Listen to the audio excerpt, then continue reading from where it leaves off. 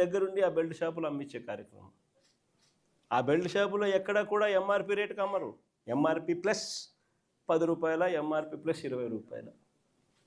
So గవర్నమెంట్కి రావాల్సిన ఆదాయాలు గవర్నమెంట్కి రావడంలా, ఇలా జోబీల్లోకి పోయే కార్యక్రమం. అక్కడి నుంచి మొదలు పెడితే ఇసుక, మట్టి, సిలికా, క్వాడ్సు, లాటరైటు, గ్రెనైటు, చివరికి చికెన్ అమ్మాలన్నా కూడా వీళ్ళకి రావాల్సింది వీళ్ళకి ఇస్తేనే చికెన్ అమ్ముతా ఉన్నారు మార్కెట్లో. అదర్వైజ్ చికెన్ కూడా అమ్మించడంలా చాలా నియోజకవర్గాలు ఆ స్థాయిలో దోచుకుంటా ఉన్నారు. అధిక ధరలకు పీపీఏలు, పవర్ పర్చేస్ అగ్రిమెంట్స్. మన హయాంలో మన ₹2.49 రైతులకు మరో 25-30 సంవత్సరాల పాటు ఉచిత కరెంట్ అన్నది రైతులకు ఒక హక్కుగా, రాష్ట్ర ప్రభుత్వం మీద భారం పడకుండా రైతులకు ఒక హక్కుగా అందించాలన్న ఆరాటంతో ₹2.49కే మనం పీపీఏలు చేస్తే, ఆ రోజు నానా యాగి చేసిన వీళ్ళు ఈరోజు ₹4.60 పీపీఏ చేస్తూ ఉన్నారు. ₹4.60 ఏడ ₹2.49, ఎక్కడ ₹4.60. కళ్ళ ముందరే కనిపిస్తూ ఉన్నాయి.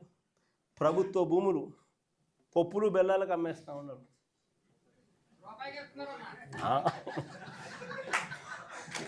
కొన్ని రూపాయికి షాపుకు పోతే చాక్లెట్ వస్తుందో లేదో నాకైతే తెలియదు, కానీ ఆంధ్ర రాష్ట్రంలో మాత్రం రూపాయికి భూములు, కోట్ల విలువ చేసే భూములు మాత్రం వస్తూ ఉన్నాయి. కళ్ళ ఎదిటే రిషికొండకు ఆపోజిట్ 50 ఎకరాల భూమి, ప్రభుత్వ భూమి, తన సొంత బంధువుకు, విశాఖపట్నం ఎంపీకి 5,000 కోట్ల విలువ చేసే భూమిని శనిక్కాయలకు బెల్లాలకి, అసలు అది కూడా ఊరికనే రెగ్యులరైజేషన్. ఆశ్చర్యం నాకైతే. అంత దారుణంగా రాష్ట్రానికి సంబంధించిన భూములు కాజేస్తూ ఉన్నారు. ఇక అమరావతి గురించి నేను చెప్పాల్సిన పనుల, అమరావతిలో ఏం జరుగుతూ ఉంది అన్నది, ఎంతటి దారుణమైన స్కాములు జరుగుతూ ఉన్నాయన్నది మనలో అందరికీ కూడా ఇప్పటికీ అర్థమైంది. స్క్వేర్ ఫీటు కట్టడానికి 5 స్టార్ ఫెసిలిటీస్తో హైదరాబాద్లో కానీ, చెన్నైలో కానీ, బెంగళూరులో కానీ ఎక్కడైనా కూడా కట్టడానికి అయ్యే ఖర్చు 4,500 దాటదు. ఇది 5 స్టార్ లాబీసు, ఇటాలియన్ మార్బులు, ఈ స్థాయిలో కట్టే కార్యక్రమాలు చేసినా కూడా అమరావతిలో మాత్రం 12,000, 14,000 అడుగు ఖర్చు. రోడ్లు వేస్తూ ఉన్నారు, 6 లేన్ రోడ్లు. నేషనల్ హైవేలు టెండర్లు పిలిస్తే 20 కోట్లు వస్తూ ఉంది. ఇక్కడ మాత్రం 53 కోట్లు లేను. ఎక్కడా లేని స్కాములు.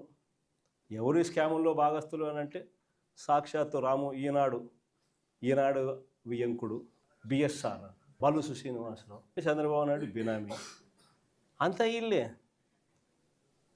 వీళ్ళకి మళ్ళీ ఏంది కొత్తగా మొబిలైజేషన్ అడ్వాన్స్. ఇంతకుముందు ఎప్పుడూ లేదు మొబిలైజేషన్ అడ్వాన్స్ ఇవ్వడమైంది కొత్తగా. ఇంతకుముందంతా వర్కులు చేస్తే బిల్లు ఇచ్చే పరిస్థితి. ఇక్కడ చంద్రబాబు నాయుడు హయాంలో వర్కులు చేయాల్సిన పనిలే. కాంట్రాక్టర్లు మనోళ్ళే, మనకు సంబంధించిన వాళ్ళే, ఈనాడు, బలుసు, ఇల్లే, అంతా ఇల్లే. అడ్వాన్సు 10%, ఒక్కొక్కరికి 6,000 కోట్లు వర్కులు, అంటే ఒక్కొక్కరికి 600 కోట్లు అడ్వాన్సులు. వర్కులు చేయడం కదా దేవుడు వరకు. ఫస్ట్ మొబిలైజేషన్ అడ్వాన్సులు 600 కోట్లు ఒక్కొక్కరికి. ఈ స్థాయిలో దోచేస్తూ ఉన్నారు. ఎక్కడా కూడా రాష్ట్రానికి సంబంధించిన ఆదాయాలు ఇక రాష్ట్రానికి ఎలా వస్తాయి? రాష్ట్రానికి సంబంధించిన ఆదాయాలు ఇలా కొల్లగొడుతూ ఉంటే ఇక రాష్ట్రంలో ప్రజలు, పేదలు, మధ్యతరగతి వర్గాలు, వీళ్ళ పరిస్థితి ఏమిటి? ఈరోజు ఆశ్చర్యకరమైన విషయం ఏంటంటే ఏ రైతుకు కూడా ఈరోజు గిట్టుబాటు ధర రావడంలా. ఉల్లి పంట చూసుకో, శనగ పంట చూసుకో, ఏ పంట అయినా చూసుకో, దళారీల వ్యవస్థ. ఏ రైతుకు కూడా గిట్టుబాటు ధర రావడంలా. అదే మన హయాంలో ఆర్బీకే పెట్టి, ఈ క్రాప్ పెట్టి, అందులో continuous monitoring of agricultural prices and procurement అని సీఎం మ్యాప్ అని పెట్టి ప్రతి ఆర్బీకే పరిధిలో ఒక పోస్టర్ కనిపించేది, ఇదిగో ఈ పంటలకు ఇవి గిట్టుబాటు ధరలు అని. అంతకన్నా తక్కువ రేట్లు ఎక్కడైనా కానీ ఉంటే వెంటనే ప్రభుత్వం ఇంటర్వ్యూన్ అయ్యేది. ఆ వెంటనే ఆర్బీకే పరిధిలో నుంచి అగ్రికల్చర్ అసిస్టెంటు వెంటనే సీఎం యాప్లో అప్లోడ్ చేసేవాడు.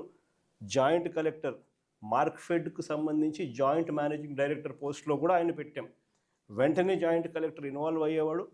వెంటనే ఆ ఆర్బీకే పరిధిలోనే మార్కెట్ ఇంటర్వెన్షన్ జరిగేది, కొనుగోలు చేసేవాళ్ళు.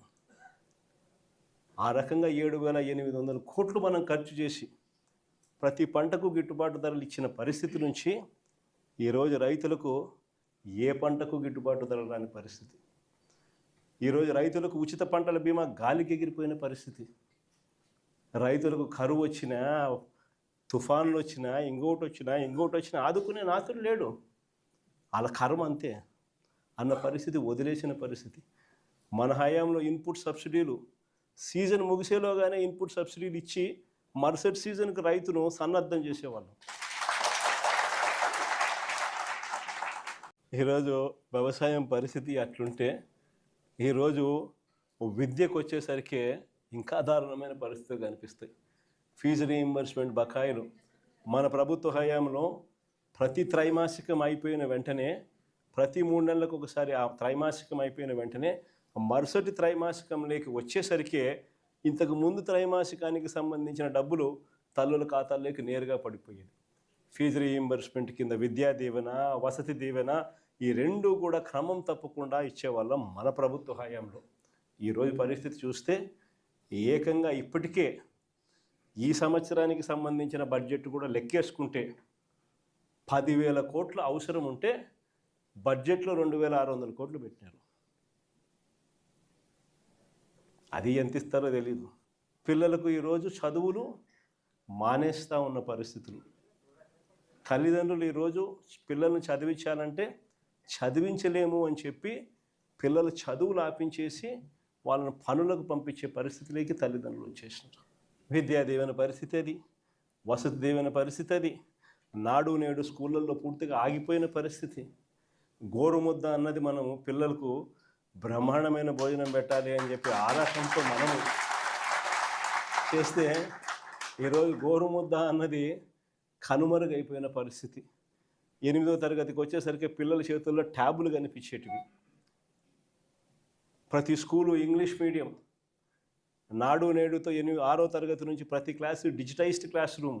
గవర్నమెంట్ స్కూళ్ళు ప్రైవేట్ స్కూళ్ళతో పోటీ పడలేరు అన్న పరిస్థితిని మార్చేసి ప్రైవేట్ స్కూళ్ళు గవర్నమెంట్ స్కూళ్ళతో పోటీ పడే పరిస్థితి మన ప్రభుత్వ హయాంలో మనం తీసుకొస్తే ఈరోజు స్కూళ్ళన్నీ కూడా నిర్వీర్యమైపోతా ఉన్న పరిస్థితి కళ్ళెదుటే కనిపిస్తూ ఉంది. ఇక వైద్యం గురించి నేను చెప్పాల్సిన పనుల, ఆరోగ్యశ్రీ అన్నది మన హయాంలో ఏకంగా 25 లక్షలకు పెంచినాం. 3,300 ప్రొసీజర్లను తీసుకొచ్చినాం. ఏ పేదవాడైనా, ఏ మధ్యతరగతి వాడైనా కూడా